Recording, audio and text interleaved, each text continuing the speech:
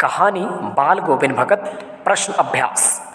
अब हम प्रश्न अभ्यास को देखेंगे और मुख्यतः हमारा उद्देश्य ये होना चाहिए कि प्रश्नों को सुनने के पश्चात स्वयं आकलन करें और मस्तिष्क में विचार करें कि इन प्रश्नों के उत्तर क्या हो सकते हैं, क्योंकि आप भी यदि एक अभ्यर्थी हैं, उत्तम अभ्यर्थी बनना चाहते हैं, तो निस्संदेह आपको प्रश्नों को सुनना होगा और यदि आप उत्तर देने में सक्षम हैं तो निस्संदेह आप किसी भी परीक्षा में भली भांति उत्तीर्णता दिखा सकते हैं, प्रदर्शित कर सकते हैं। एतेन कारणेन मैं कुछ प्रश्नों को बता रहा हूँ।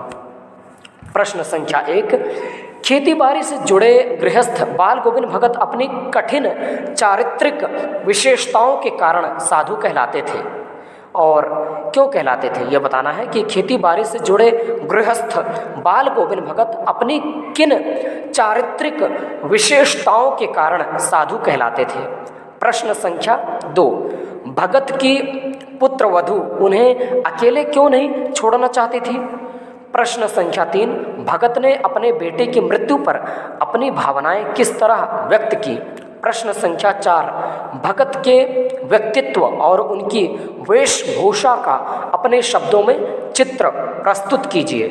प्रश्न संख्या 5, बाल गोविंद भगत की दिनचर्या लोगों के अचरज का कारण क्यों थी ये बताना है।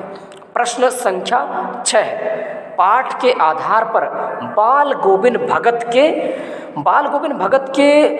मधुर गायन की विशेषताएं लिखिए। ये लिखना है आपको, मधुर गायन की विशेषताएं। प्रश्न संख्या 7, कुछ मार्मिक प्रसंगों के आधार पर यह दिखाई देता है कि बाल गोविंद भगत प्रचलित सामाजिक मान्यताओं को नहीं मानते थे। पाठ के आधार पर उन प्रसंगों का उल्लेख कीजिए। प्रश्न संख्या 8, धान की रोपाई के समय समूचे माहौल को भगत की स्वर लहरियां किस तरह चमत्कृत कर देती थी। उस माहौल का शब्द चित्र प्रस्तुत कीजिए। रचना और अभिव्यक्ति। प्रश्न संख्या 9, पाठ के आधार पर बताएं कि बाल गोविंद भगत की कबीर पर श्रद्धा किन किन रूपों में प्रकट हुई है ये बताना है। प्रश्न संख्या 10, आपकी दृष्टि में भगत की कबीर पर अगाध श्रद्धा के क्या कारण रहे होंगे। तो जैसे वो निरंकार ईश्वर को मानते थे कबीर, तो इसी कारणवश उन्होंने कबीर को अधिक पसंद किया और कबीर हिंदू, मुस्लिम, सिख, ईसाई सबको समान भाव से देखते थे।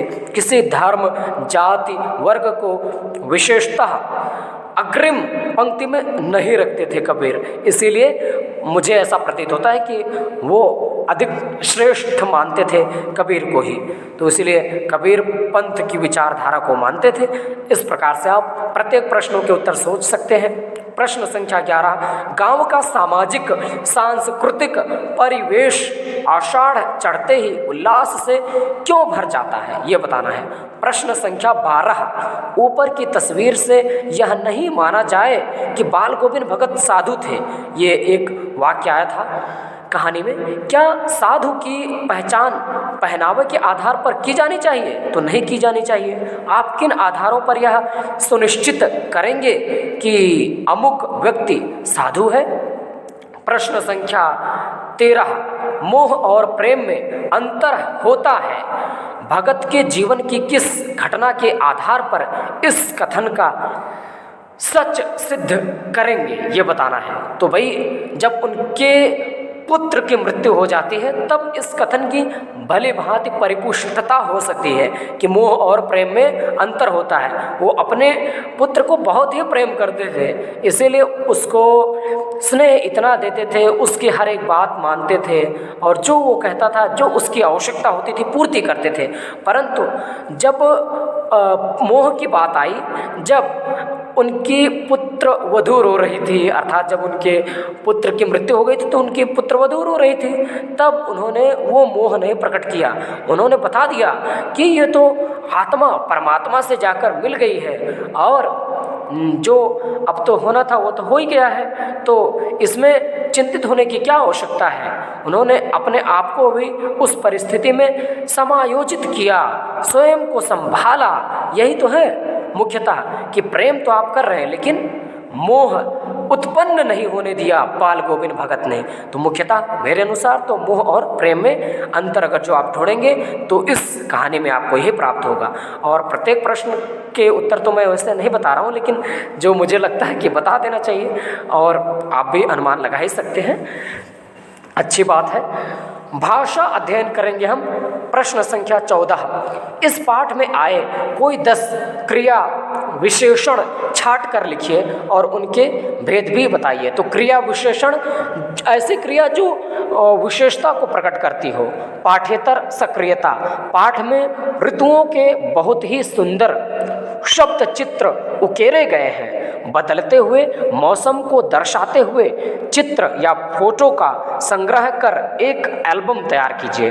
पाठ में आषाढ़, भादो, माघ आदि में विक्रम संवत कैलेंडर के मासों के नाम आए हैं। यह कैलेंडर किस माह से आरंभ होता है? तो चैत्र से प्रारंभ होता है। चैत्र, वैशाख, ज्येष्ठ, आषाढ़, इस प्रकार से महीनों की सूची तैयार कीजिए। कार्तिक के आते ही भगत प्रभाती गाना शुरू कर देते थे। प्रभाती प्रातःकाल गाए जाने वाले गीतों को कहते हैं। प्रभाती गायन का संकलन कीजिए। मतलब प्रभाती गायन जो है, जिस प्रकार की प्रभाती गीतों की श्रृंखला होती है तो उनका संकलन करना है आपको और उसकी संगीतमय प्रस्तुति कीजिए और संगीत रूप में उसको आपको प्रस्तुत भी करना है। इस पाठ में जो ग्राम्य संस्कृति की झलक मिलती है वह आपके आसपास के वातावरण से कैसे भिन्न है? अब हम देखेंगे कुछ महत्वपूर्ण शब्द संपदा, यानी शब्दों को देखेंगे जो हमारे इस अध्याय में आए हैं। और इस प्रकार से आप शब्दों को जब देखेंगे तो आपकी शब्द श्रृंखला निरंतर बढ़ेगी। मझोला यानी ना बहुत बड़ा ना बहुत छोटा। कमली यानी कंबल। पतोहू यानी पुत्रवधू या पुत्र की जो स्त्री हो वही हो गई पुत्रवधू। रोपनी यानी धान की रोपाई। कलेवा सवेरे का जलपान। और पुरवाई पूरब की ओर से बहने वाली हवा। अधरतिया यानी आधी रात। खजड़ी यानी डफली के ढंग का एक परंतु मतलब डफली के ढंग का परंतु आकार में उससे छोटा एक वाद्य यंत्र है, ये इंस्ट्रूमेंट है। निस्तब्धता यानी सन्नाटा। लोही यानी प्रातःकाल की लालिमा, यानी लालिमा का अर्थ अरुणोदय यानी सुबह प्रातःकाल का वातावरण। कुहासा यानी कोहरा। आवृत ढका हुआ, आच्छादित जिसे कहते हैं। कुश यानी एक प्रकार की नुकीली घास। और बोधा यानी कम बुद्धि वाला। संबल यानी सहारा। और आगे इसी अध्याय में दिया हुआ है कि यह भी जाने, क्या जानना आवश्यक है देख लेते हैं। प्रभातियाँ मुख्य रूप से बच्चों को जगाने के लिए गाई जाती हैं। प्रभाती में सूर्योदय से कुछ समय पूर्व से लेकर कुछ समय बाद तक का वर्णन होता है। प्रभातियों का भाव क्षेत्र व्यापक और यथार्थ के अधिक निकट होता है। प्रभातियों या जागरण गीतों में केवल सुकोमल भावनाएं ही नहीं वरन वीरता, साहस और उत्साह की बातें भी कही जाती हैं। कुछ कवियों ने प्रभातियों में राष्ट्रीय चेतना और विकास की भावना पिरोने का प्रयास किया है। श्री शंभू